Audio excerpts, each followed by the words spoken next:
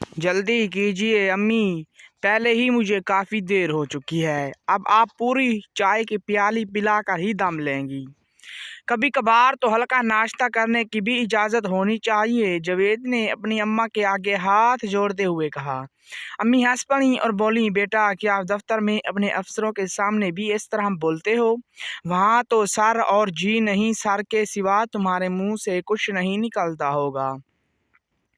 امی وہ دفتر ہے، یہ گھر ہے، وہاں آفیسر ہیں اور آپ میری پیاری سی امی جان ہیں، کافی فرق ہے۔ یہ کہہ کر جاوید نے اپنا لنچ باکس لیا اور سلام کر کے گھر سے باہر نکل آیا۔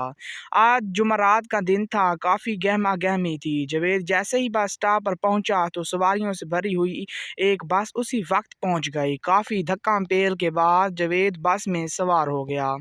سیٹ نہ ملنے کی وجہ سے وہ بس کا ڈنڈا پکڑا ہوا تھا۔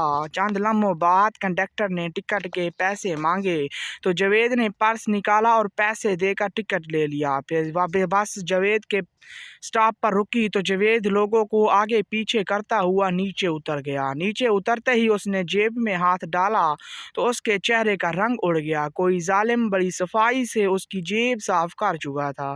اب اس کو یاد آیا کہ جب اس نے ٹکٹ دینے کے لیے پرس نکالا تھا تو اس کے قریب ہی کھڑے ایک نوجوان کی نظریں اس کے پرس پر تھیں۔ یقیناً وہ ایک جیب کترا تھا، مگر اب کچھ نہیں ہو سکتا۔ جاوید فٹ پاتھ پر کھڑا اپنے نقصان کا اندازہ کرنے لگا۔ تقریباً 600 روپے، شناختی کارڈ اور وہ ظالم پرس کے ساتھ چیک بھی لے گیا۔ چیک کا خیال آتے ہی اس کی نگاہوں کے سامنے رانی کی معصوم صورت ابھر آئی اور اس کی بڑھ گئی۔ جاوید ایک درد مند نوجوان تھا۔ اس نے محلے کے چند اپنے جیسے نوجوانوں کے ساتھ مل کر ایک فلاحی تنظیم کی بنیاد ڈالی تھی جس کا مقصد غریب لوگوں کی مدد کرنا تھا۔ ان نوجوانوں کی محنت کی وجہ سے کئی غریب خاندان اپنے پیروں پر کھڑے ہو چکے تھے۔ ان غریبوں کی مدد کرنے کے لیے تنظیم کے نوجوان نیک دل اور مالدار حضرات سے چندہ وصول کرتے ہیں اور پھر اس چندے سے غریب لڑکیوں کے لیے جہیز وغیرہ خریدتے ہیں۔ رانی کے والدین بھی غریب تھے۔ جب رانی رشتہ طے ہوا تو ان نوجوانوں کو پتہ چل گیا۔ انہوں نے فوراً ہی سے اس غریب بہن کے لیے چندہ جمع کرنا شروع کر دیا۔ اس دن جاوید نے اسی سلسلے میں ایک سیٹھ صاحب سے چندہ لے لیا تھا، مگر سیٹھ صاحب نے نقد رقم کی بجائے چیک دیا تھا۔ یہ عتیق وسیع ویار مار سپرے کا تھا۔